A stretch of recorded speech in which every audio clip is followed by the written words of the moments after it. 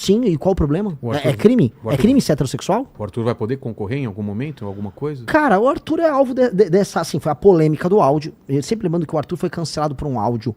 Áudio infeliz, mas um áudio privado entre amigos. E ele perdeu os direitos políticos no meio do carnaval, enquanto as pessoas estavam no meio de uma, desculpa o termo, putaria ensandecida no carnaval. Ai, que absurdo, olha o que ele falou. O cara, às vezes, pelado, numa suruba. Não, mas olha só, o cara que desrespeito. Pelo amor de Deus. Foi só um ataque político que o Arthur sofreu. Tanto que depois não caçaram um cara do Centrão, lá na Alesp, que pegou nos peitos de uma deputada estadual do PSOL. Verdade. Foi casuísmo. Foi casuísmo. Então...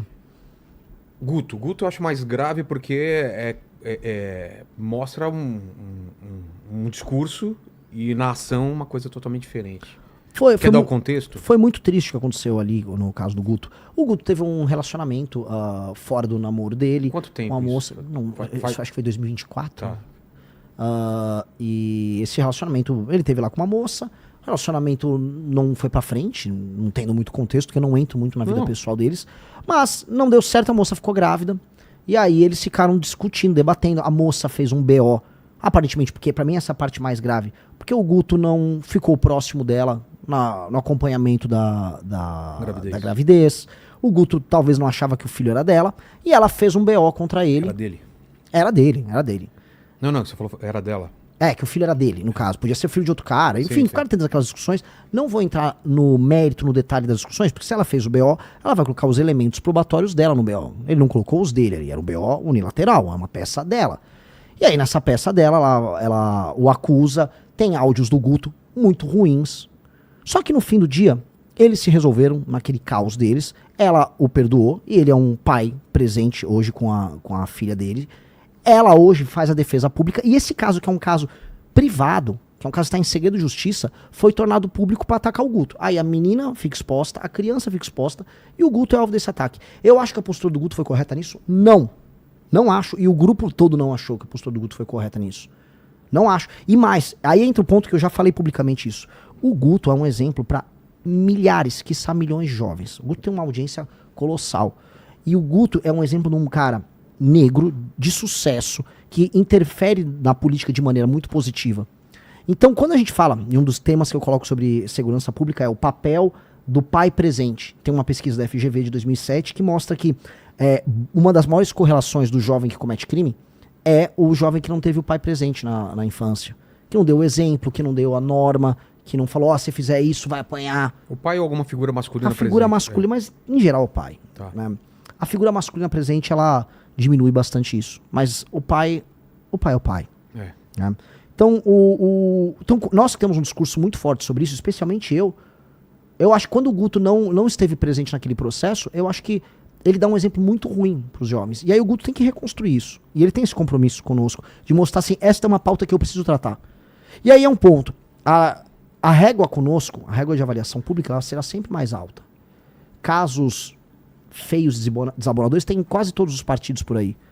E envolvendo figuras públicas. Os partidos só medem o desempenho político das suas figuras. Nós temos que medir o desempenho político, e o Guto é um baita de um deputado, e o desempenho na vida pessoal, eu entendo, a régua conosco será mais alta. Mas não fica uma lógico. Imagem, tipo, o discurso é um e a ação é outra? Lógico que fica. O Guto falhou nisso. O Guto falhou, ele errou na postura. Dito isso, ele e ela se resolveram, que é uma questão que concerne a eles. E agora, ele e ela estão trabalhando para dar uma volta por cima nisso. E eu acho que faz parte da vida do cara. E aí cabe ao grupo e cabe ao eleitor julgar ele. E cabe ao Guto fazer o processo de reconstrução. E eu acho que ele tem que fazer dando exemplo. Ele precisa dar o exemplo. Senão ele entra nesse ciclo de perpetuação de um comportamento que eu denuncio como errado. Eu falei isso na CNN. Falando o quê? Que o pai que abandona a criança, esse cara é o maior filho da mãe da história toda. Ele é o maior filho da mãe. Pra não falar outra palavra. Porque, o que acontece? Não é só porque ele é ruim com a mãe. Porque a mãe, às vezes, se relaciona com o cara. São dois adultos. Às vezes a mãe se relaciona com um cara ruim, ela também foi movida por impulso. As pessoas também erram. São adultos, os adultos erram. Dito isso, aquela criança que foi colocada no mundo é responsabilidade de ambos. E é responsabilidade, inclusive, afetiva e de exemplo. E o pai e a mãe têm que estar presentes nisso. Porque no fim do dia, se aquela criança, especialmente um menino, na verdade, especialmente não, quase sempre um menino, ela não tem esse acompanhamento, fica carente de exemplos, esse é o rapaz que eventualmente pode cometer um crime, que vai ter um desempenho escolar inferior, tem pesquisas que mostram isso, a ausência da figura paterna faz com que a criança tenha um desempenho escolar menor. Então, tudo aquilo que a gente critica na formação de uma sociedade coesa, não pode ser praticado por nós. Então, ele, no processo, ele tem que reconstruir isso. Ele reconstruiu na relação dele. Então, a primeira pessoa que ele tinha que reconstruir é com a moça. Ele reconstruiu. Ele e ela estão reconstruindo isso. Agora ele tem que reconstruir como homem público. E ele vai fazer isso, porque o Guto é essencialmente uma pessoa boa. Agora, uma pessoa falha como todos nós. Entendi. E me explica essas figuras aqui que aparecem normalmente, Curtis Yarvin e esse The Phallic Man, e essas associações que vêm, esses ataques de vocês promoverem ou estarem associados com ideias nazistas. E também tem isso nem vou colocar mais aquele caso do Monark que estava o Kim lá, mas que ele já explicou isso quando veio esse aqui. Caso do Kim, acho que é um caso que ele é autoexplicativo. O Kim foi cancelado, inclusive ele foi cancelado um pouco antes do Arthur, porque tava todo mundo com a arma pra cancelar a gente em 2022. Foi antes do Arthur? Foi, 2 semanas antes do Arthur. Caramba, acho que 2 a 3 semanas. Foi um mês infernal pra gente. Que queriam caçar o Kim também. Obviamente que o Kim não é nazista. Assim, esse maldito discurso de ficar chamando todo mundo de nazista pra cancelar a pessoa e acabar com a vida dela. É isso que essas pessoas tentam fazer o tempo todo. E foi feito com o Kim. O Kim, à época, foi defendido, inclusive, por grande parte da comunidade judaica brasileira. Porque o Kim sempre foi uma pessoa que promoveu políticas que, em grande medida, enfrentavam o antissemitismo no Brasil. Sempre. Que tá crescente, né? Muito crescente. Muito crescente. Aliás, boa parte da discussão sobre antissemitismo no mundo envolve entender que a geração Z de direita e a geração Z de esquerda, no mundo todo, estão cruzando a linha em muitos termos sobre essa questão do antissemitismo. Mesmo, cada um à sua maneira. Tá? E é um momento diferente que está vivendo o mundo e um momento que carrega muito perigo. Tá? Então, esse caso do Kim é um caso, enfim, mais do que sedimentado e não tem relação com nada. Essa história Quem são essas duas figuras aí? Não, Curtis Yarvin, ele é um autor dos mais importantes da direita americana hoje. É um autor que fala muito sobre novos modelos de governança. Ele fala sobre a crise da democracia. Ele faz uma análise política histórica, lendo autores como Spengler, que é muito interessante.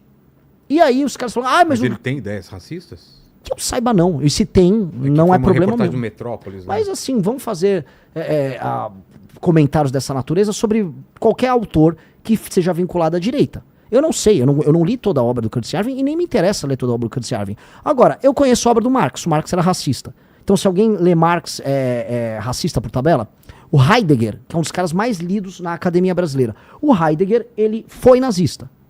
Então, tá proibido ler o Heidegger? Todo mundo na academia lê o Heidegger. Vamos botar o Foucault. Foucault foi, né, ele flertou com a Revolução Iraniana. Tá proibido ler o Foucault? E esse The Phallic Man, quem que é? Está nessa matéria, da matéria do Metrópolis. É um cara que escreveu um artigo em inglês falando bem, com uma leitura boa do nosso partido. Ah, tá. Aí ele escreveu, eu não sei quem o cara é. Ah, não, porque o Phallic Man escreveu, aí ele tá um tweet, pô, o que você quer que eu faça? Eu não conheço. Se ele escreveu o artigo, ele acertou no que ele estava falando, mandou bem, eu achei que ele mandou muito bem, o artigo estava bem feito, fez uma leitura bem feita sobre o partido que a gente montou. Agora, se ele tweetou isso ou aquilo, isso é ridículo. É igual assim, uma vez pegaram um comentário ruim, um comentário racista do William Vac. Aí se o William Vac soltar um editorial no programa dele, eu não posso divulgar o William Vac? É que eles não vão falar isso porque o William Vac é jornalista no Brasil. Só que esse jornalista, que é o cara do Metrópolis, o Boris, né? o Boris Casoy, o Demetrio Vecchioli, ele é um esquerdista. E aí ele queria, na matéria toda, e graças a Deus eu filmei a ligação, ele queria falar que eu era nazista. Ah, você tava num grupo que não sei o quê. Não, você tava no... Não, porque você... Sério, ele queria falar que eu disse que uma pessoa que tinha, vamos dizer, fibra muscular boa pra tração na academia, né? Mas chama RR. Que esse RR era um código de nazismo. O cara é completamente lunático. Tentou caçar alguma ligação. Então, assim, o que eu falei pra ele, que é o que eu falo pras pessoas, e o Curtis Yarvin? Cara, eu vou ler autores podem ter coisas muito interessantes. Se eu ler Marx, tem coisa interessante em Marx. Engels tem coisa interessante. E, cara, você vai ter declarações sobre temas raciais envolvendo Marx. Entendi. E o Marx perdeu a importância dele. As pessoas que me criticam, elas são, em geral, herdeiras da tradição marxista. Eu vou queimar livros. Então essa conversa não cola. Não cola de maneira alguma. Vou convidar autores, vamos chamar para debates, vamos ouvir o que essas pessoas têm a dizer. Agora, se é uma ideia que não tem nada a ver com a gente,